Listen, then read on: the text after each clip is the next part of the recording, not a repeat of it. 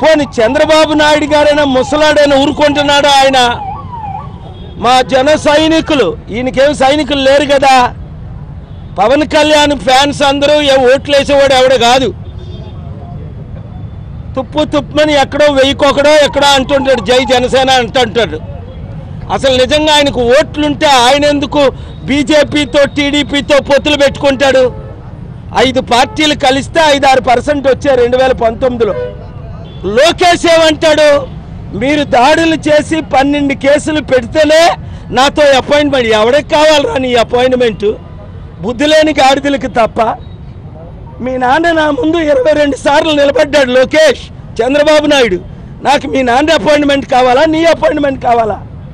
బుద్ధి లేనివాడు ఎవడో మీ జెండాలు మోస్తారు. జనసేన ఎలాగా 25 సీట్లకి మేము కుక్కలవా దుమ్ములేస్తే ఆ కుక్కల్లాగే అమ్ముడుపోయారు. 25 సీట్లకి టీడీపీకి అమ్ముడుపోయాడు. బీజేపీకి తొత్తులు అయిపోయారు జనసేన చంద్రబాబు.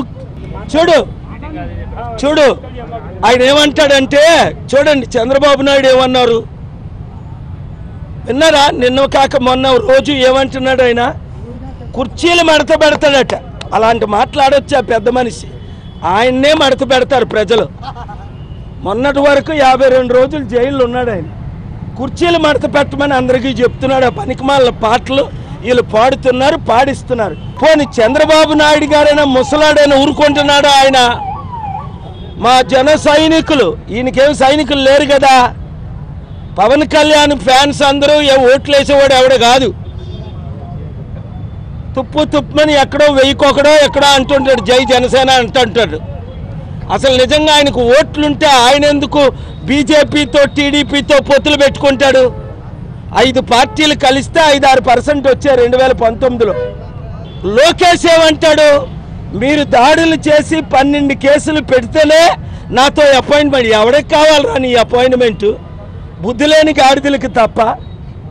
మీ నాన్న నా ముందు 22 సార్లు నిలబడ్డాడు లోకేష్ చంద్రబాబు నాయుడు. నాకు మీ నాన్న అపాయింట్మెంట్ కావాలా, నీ అపాయింట్మెంట్ కావాలా?